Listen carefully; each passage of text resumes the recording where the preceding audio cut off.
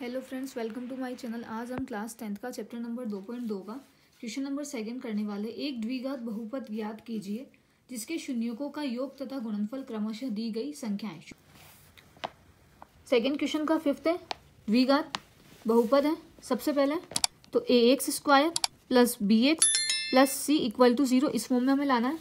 शून्यकों का योग यानी अल्फा प्लस बीटा हमें दिया हुआ है माइनस का 1/4 और शून्यकों का गुणनफल यानी अल्फा इंटू बीटा हमें दिया हुआ है 1/4।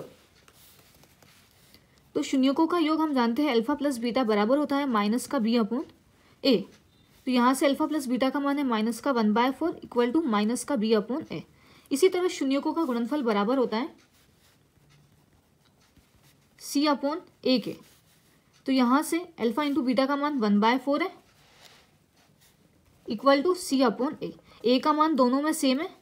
तो यहाँ से a इक्वल टू 4 है, b इक्वल टू माइनस से माइनस कैंसिल हो जाएगा तो b इक्वल टू 1 और c इक्वल टू भी 1।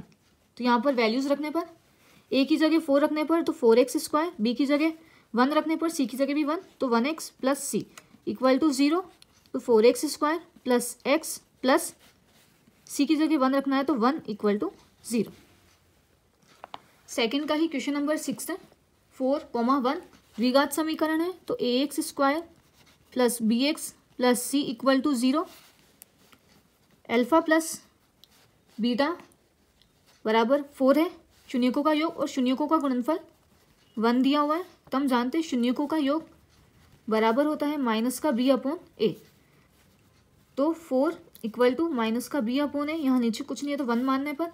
इसी तरह शून्यकों का गुणनफल निकालने पर अल्फा इंटू बीटा बराबर होता है c अपॉन a के।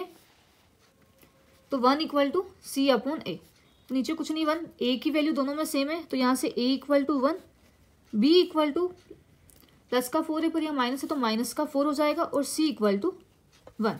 तो यहाँ पर वैल्यूज रखने पर a की जगह 1 तो 1x², b की जगह -4 तो माइनस का 4x और c की जगह 1 तो 1 इक्वल टू 0। 1x² यानी x² minus 4x plus 1 equal to 0।